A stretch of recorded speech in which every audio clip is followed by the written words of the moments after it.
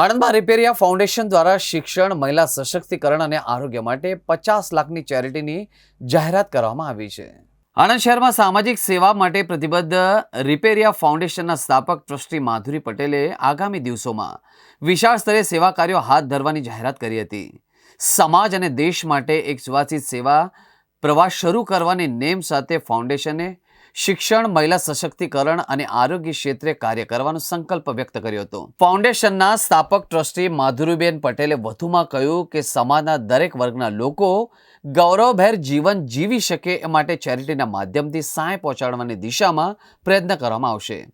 પ્રારંભના જ વર્ષોથી જ રિપેરિયા ગ્રુપ દ્વારા ₹50 લાખની ચેરિટીની ઘોષણા કરવામાં આવી હતી.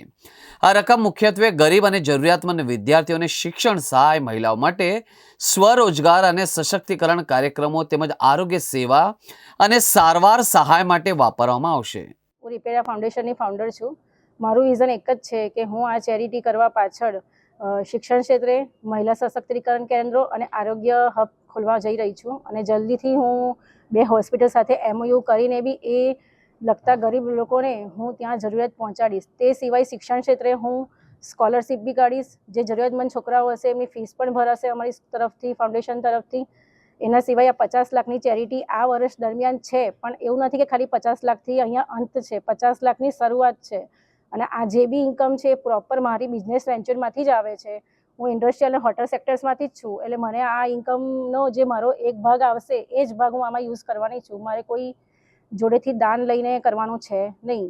બીજી એક વસ્તુ છે કે હું જે સમૂહ લગ્ન કરવા જઈ રહી છું તે પહેલાં એક સમૂહ લગ્ન 12 માર્ચે દબંગ ગ્રુપમાં થઈ રહ્યો છે હરિઓમ નગરની બાજુમાં.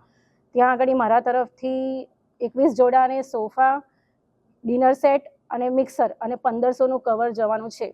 એ સૌથી પહેલી મારી ચેરિટીની શરૂઆત છે. ત્યાર પછી 3 મહિના પછી મેના એન્ડમાં મારા તરફથી સમૂહ લગ્ન જઈ રહ્યો છે જે 21 જોડાનો છે.